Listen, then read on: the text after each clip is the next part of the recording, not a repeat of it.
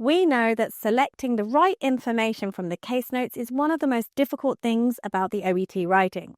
So watch this video where we explain easy steps on how to manage this.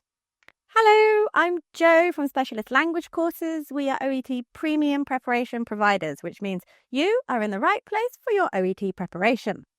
Don't forget to subscribe to our YouTube channel and hit that bell so you know every time we upload a new video. Let's begin. There are several steps involved in writing an OET letter. Before you write, it's important to decide what information is relevant to include and analyse the case notes. Step 1. Read the case notes and find out who you are writing to and why. Step 2. Decide what information is relevant and what information the reader does not need to know. This analysis will help you fulfill the content and conciseness and clarity criteria. Let's look at what to consider when analysing the case notes. The most important things to consider when analysing the case notes are the reader of the letter and the reason for writing. For example, what you need them to do. This will then help you determine which information you need to include. You'll find this information in the writing task at the bottom of the case notes, and this is the first thing you should read. For example, in this situation, we find out that there is an existing relationship in place. The reader already knows the patient. We can also see what the focus of the letter should be.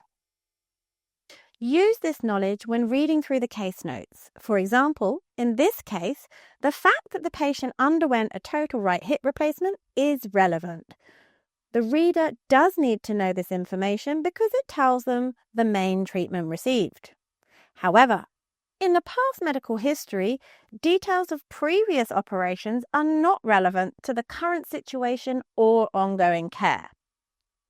Also, in this case, the patient's hypertension and medication, although an existing condition, does not need to be included because the reader already knows this. In the OET exam, there will always be irrelevant information included, which might distract you. So you need to continuously ask yourself, does the reader need to know this? So how do you select relevant information? Let's take a look.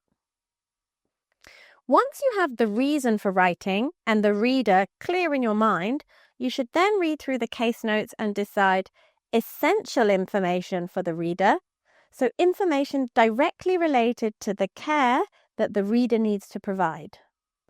And irrelevant information that's not related to this case, or information that does not impact the care or course of action completed by the reader.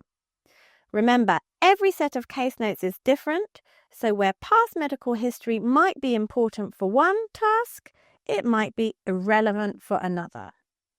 In order to select information, you can ask yourself guiding questions such as these. Who are you, and who are you writing to? Why? What's the purpose of the letter?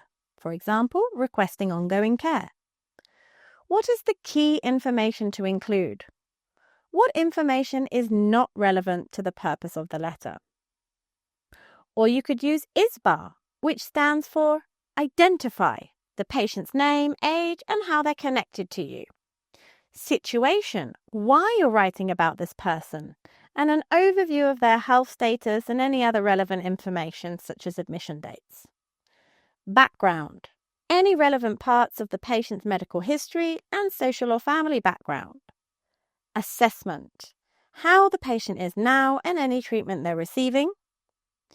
Recommendation or request, what you want the other person to do. For example, monitor diet, refer to the occupational therapist or other specialist, and any other information they need to know for ongoing care. Remember to only select information relating to the care to be provided by the reader. Top tips for selecting relevant information. Look at the task at the bottom of the case notes first to find out who the reader is and the reason for writing. Are there any existing relationships? And only select information which is essential to the purpose of the letter and the care to be provided by the reader. As I mentioned in the video, knowing who the reader is essential to selecting the right information. So, in the OET exam, who could you write to? Let me know in the comments below. And if you like this video, like and share with your friends and colleagues so we can help more people achieve success in the OET exam. And remember to check out our website, the links below, to see how we can help you pass the exam. See you next time. Bye. Notes at the bottom of the case notes. Look at the task. So, who might you write to in an OET exam? They're drilling again.